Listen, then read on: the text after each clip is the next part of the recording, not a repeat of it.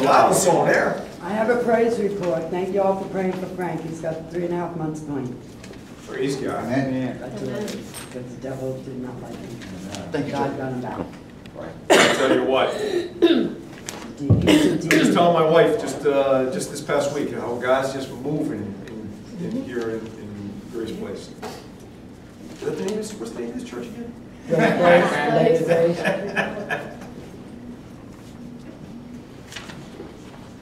I'm excited. I'm excited, church. Boy, this month, blessed. We are blessed. At the end of this month, Thanksgiving, we give the thank you, Jesus. Amen. Thank you, Jesus. Our nation celebrates Thanksgiving. We are a blessed nation. We are. Yes. We are a blessed nation. No, no. Whew, what happened? Whew. Yesterday, last week, I went and voted. Early voting, right up here in Southern and military. I was there like 10 to 7. It opened at 7. 15th person in line, boom, I went in, I got home before my wife even got up. Amen. So this week, I said, you're going up to vote. She said, okay, let's go. So we went up. We stopped by Publix, got a cafe con leche. We went up, stood in line. I went in and I sat down while she voted, and I just looked and I said, what a country. What a country. People just lined up to go in and vote. I've been in countries where they're not allowed to say who leads their country. And I sit and just look and I said, what a country. What a country. And then when we were in Publix, just walked right up and ordered coffee like that. We looked in the little, you know, the little cabinet kind of thing, and there was these ham croquettes and guava and cheese pastries, and it was just packed with stuff. What a country. We are blessed. We are blessed. What does it mean to be blessed? What does it mean to be blessed? Stan, I want to bless you this morning. Here's a couple of blocks I want to bless you. We got these boxes of stuff over here, and I got one in the back of my truck, the back seat of my truck, and when I come up to a stoplight, there's somebody who needs some food. I reach back and, let me bless you, brother. Let me give you, what do you need? I need some food. He stands where the sign was in. So we bless, and I give him food. What is it when we get a blessing? It's something that we need. Something that we want. God provides. What's that? It's a way of God providing. God provides for us, exactly. God provides for us. We all want to be blessed, right? We all want to be blessed. What is a blessed person? Blessed person is one who has everything that they need. It's provided for us. It's provided for us. There's this guy named George Barna. He does all this Christian stuff, and he does these these polls. He goes out and asks all these questions, and he takes all these polls. We want to find out how many people in our country get what they need. What they need. And that's really what it is. Being blessed is your needs are provided for you. You're pretty much self-sufficient. You don't need anything because you've been blessed. When God blesses us, we don't need anything. He's blessed us. We got everything we need. And in our country, we're very self-sufficient. We go out and we work to get what we need. Been in countries before. My daughter and I, we were in this country called Liberia. It's the fourth poorest country in all of Africa. And you talk about poor. Poor. And I thought this week as I thought about it, I thought the fourth poorest country in Africa is what they're known for. They're probably the fourth poorest country in the whole world. They're not self-sufficient. They're not self-sufficient. They don't have everything that we have. I remember we went to the pastor that we were with that invited us over. We went to his house. 90% of the country has no electricity. And they live in this house. They call it their house, but it's really a hut. There's no front door. There's no windows. Yeah, there's shade for windows, but there's no glass in the windows. There's not even bars. And when you go inside, there's not much in there. There's no couches or chairs like we would have. There's certainly no television because there's no electricity. And there's no running water. The water is a well. And the well is about where that speaker is from his house. There's the water. And when you look at the little community that he's in, all the houses are based around the well because they all have to go to that well to get water. The whole community where he's at right there. As I was thinking about this week, I thought they are not self-sufficient like we are self-sufficient. It's completely different than our country. We are so blessed in this country. George Barna, this guy, he did this little this study, and he found out that all the research that he did, he found out that 94% of Americans believe that they are self-reliant or self-sufficient. That's it. 94%. They don't need other things. They got everything that they need. They don't need other people. They can make it on their own. 94% of us Americans believe that we can make it on our own. We don't need help from anybody else. I'm one of them. I'm one of them. When I was 17 years old, I thought I knew it all. I knew more then than I do now. 17-year-old kid, I said, I'm moving out. Mom and Dad, I don't need you, I know it all. I moved from Pittsburgh, Pennsylvania to West Palm Beach, Florida in 1983. And I never went back to my parents and asked for a dime. I can do it on my own. And I've been doing it on my own ever since, just like 94% of Americans. We're self-sufficient. And in this country, we don't need God. We can do it on our own. We're self-sufficient. When you get into a country like Liberia, they need God every moment of the day because they don't know where the next meal's coming from. And they need each other as well.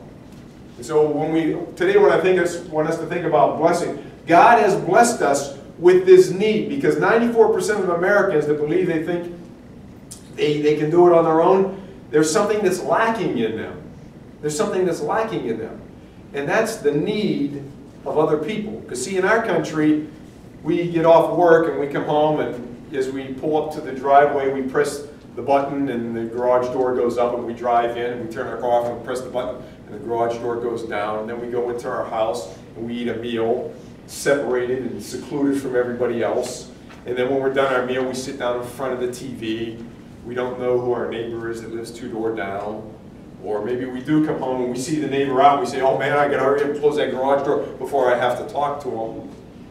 We think that we don't need other people, but God has blessed us with a need for other people. In fact, in Genesis, it says that God created man for a relationship with him. So we need God. And then God looked at man and said, man is lonely. I need to create woman because man needs somebody else. So we see that God has blessed us with a need, and that need is other people. But in our country, we live anti to Christianity. We don't think that we need other people. We can do it on our own. We don't need anybody else. Everything I got, everything I need, I can go home and seclude myself. But when you get into a place like Liberia, they realize that they need God. And they realize that they need others because they can't do it on their own.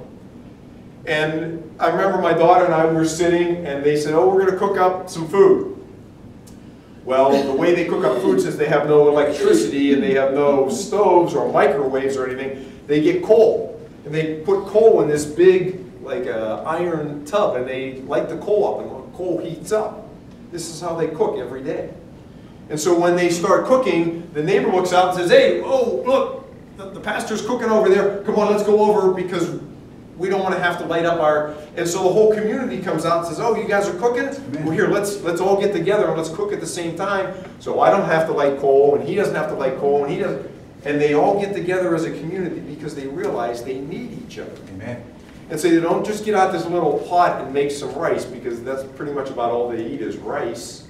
They may have a little bit of chicken to throw in it. They get these peppers too, and they get these peppers and they put them in this bowl and they start grinding them up. And so my daughter and I are sitting there, and as they start this process of cooking, we look out and we see some people coming over from here and come over here, and they're using the well. Next thing we know, there's like a community of people around this big pot that they're cooking. And they don't just cook enough for themselves, they cook up this big old thing of rice. And next thing you know, the whole community there is eating because they all realize that they need each other.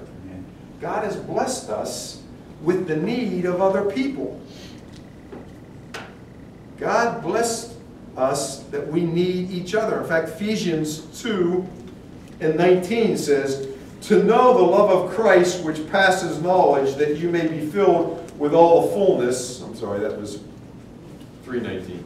Now therefore you are no longer strangers and foreigners, but fellow citizens with the saints and members of the household of God, having been built on the foundation of the apostle and prophets, Jesus Christ himself being the chief cornerstone. Now that's I like to use the New King James Version, but the New Living Translation says, you are citizens along with all of God's holy people. You are members of God's family. We who believe are carefully joined together, becoming a holy temple for the Lord. We become part of a family when we become Christians.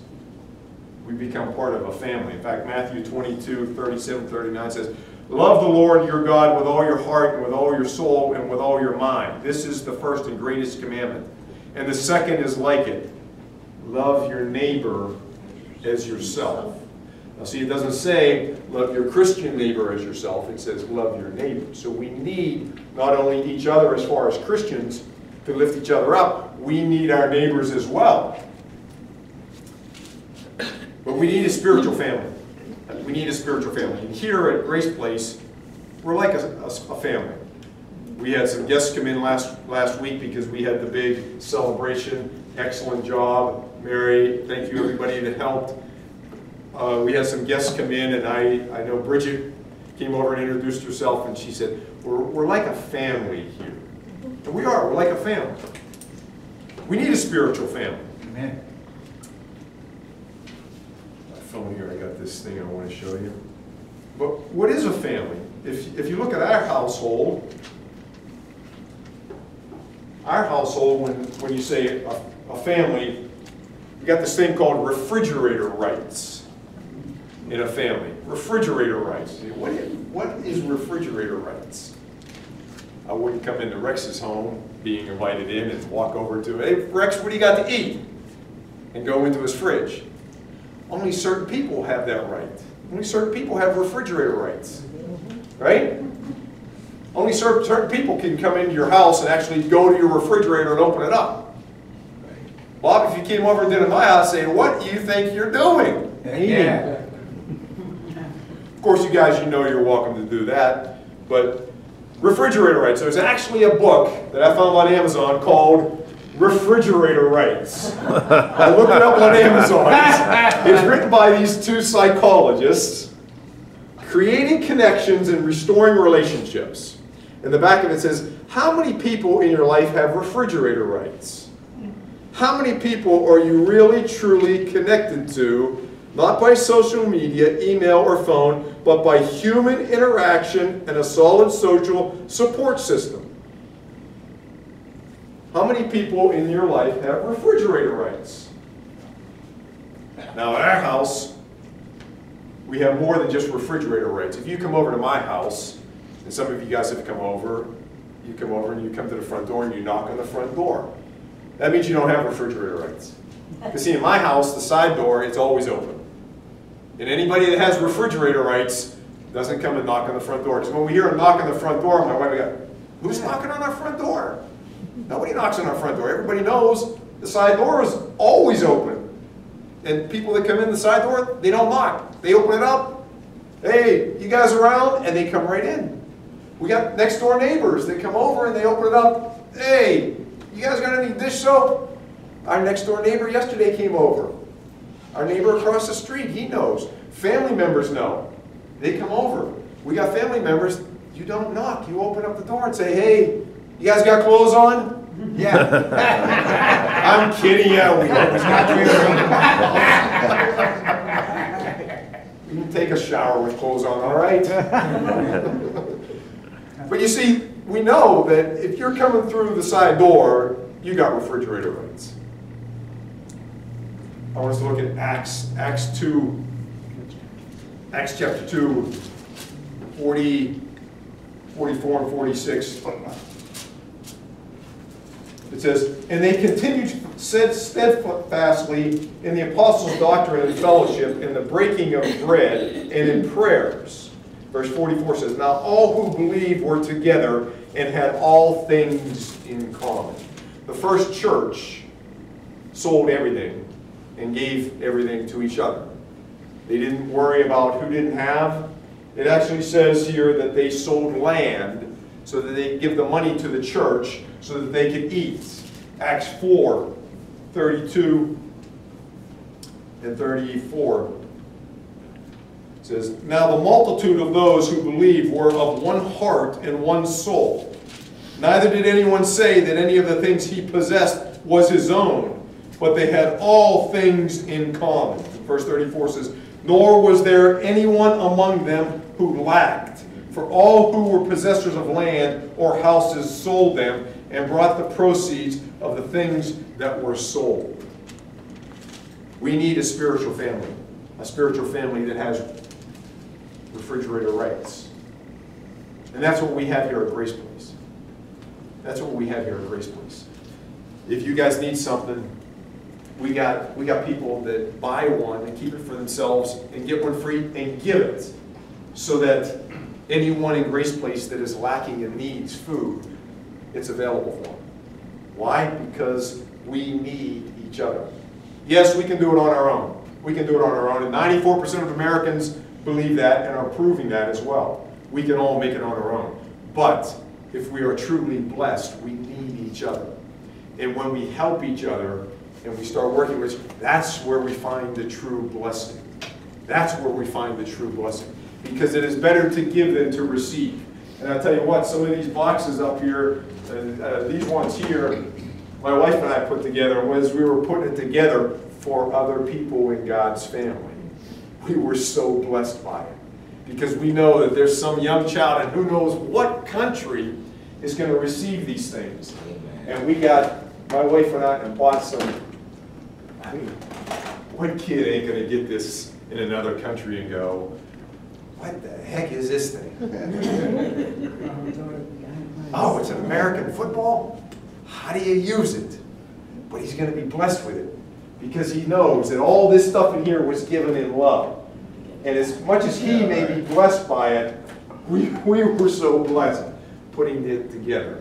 Why? Because we need each other. Not just here in Grace Place, but we need each other in our community. We need each other in our country. Regardless of whether you're a Democrat or a Republican, regardless of whether you love Trump or hate Trump, we need each other, church. Amen.